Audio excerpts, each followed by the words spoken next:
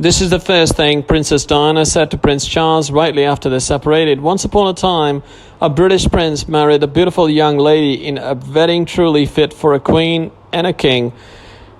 In 1981, millions of people around the world tuned in to see Prince Charles and Lady Diana Spencer say "I do" in what was dubbed the wedding of the century.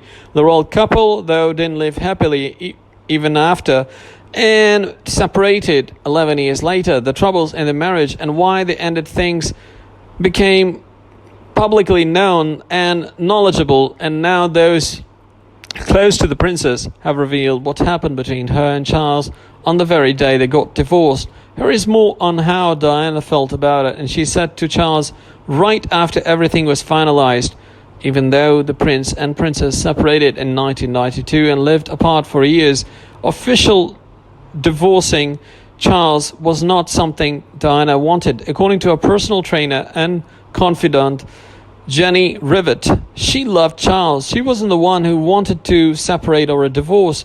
She was sad about it. Rivett told Yahoo's The Royal Box she wanted to be a loving wife. Many have speculated that another reason Diana may not have wanted to end her marriage, even though she knew Charles was carrying on an affair with Camilla Parker Bowles, was because of her children, Prince William and Prince Harry.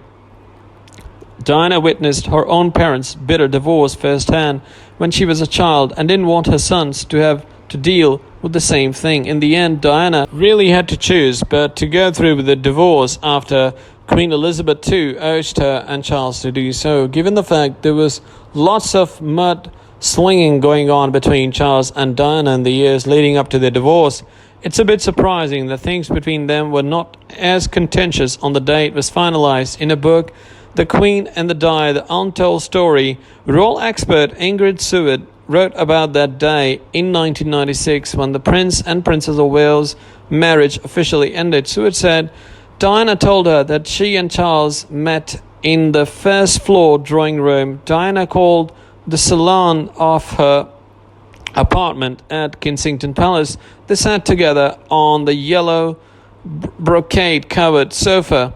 Seward added that the first thing the princess asked the prince was, "Why did this have to happen?"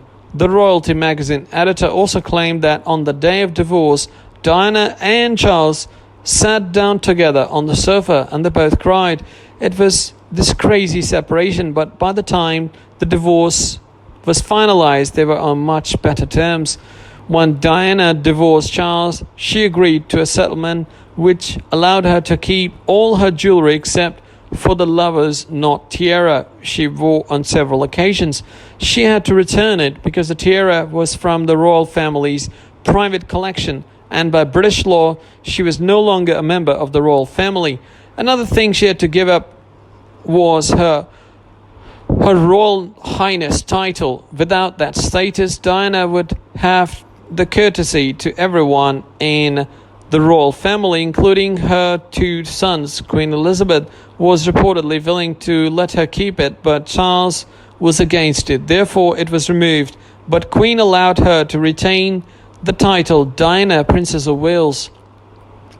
The princess did get to keep her apartment in Kensington Palace, and she still had access to family's private royal jets when she needed to travel. Her settlement also included a large cash sum of more than $22.5 million plus another $600,000 salary to pay for her private office.